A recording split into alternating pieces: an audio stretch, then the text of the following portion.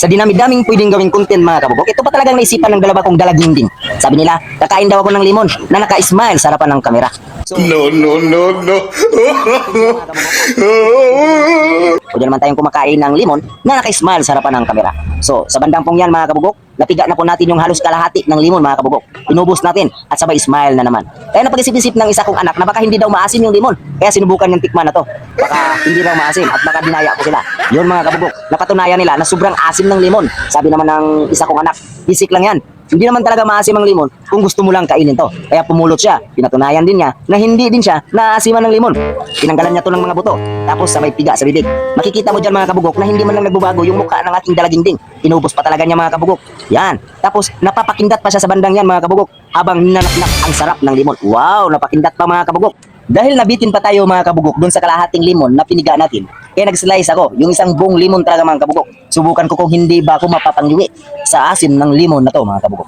So sa bandang yan, ninaparap ng anak ko yung lasa ng limon. Hindi man lang nagbago yung reaksyon ng mukha niya. Talagang parang bitin pa siya. So ngayon mga kabugok, nung matapos ko ng slicing yung isang buong limon, kapakita ko sa kamera, pigain ko talaga lahat yan, you know?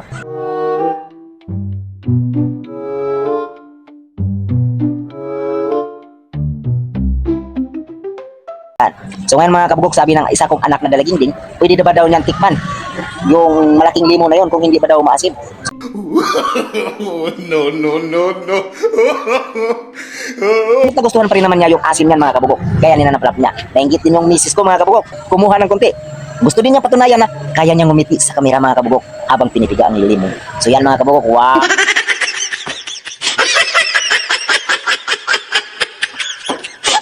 Pinilit niya pang ngumiti, pero bandang huli mga kabugok, napapangiwi rin siya mga kabugok. Sabay takbot talon-talon mga kabugok. Hindi daw makaya yung asim. Kaya sayang din naman yung limon mga kabugok kung hindi natin uubusin. Kaya yan, pinipiga ko na lahat talaga mga kabugok. Ninapnap ko na yung asim ng limon. Nilalasa ko na habang naka-smile at nakangiti.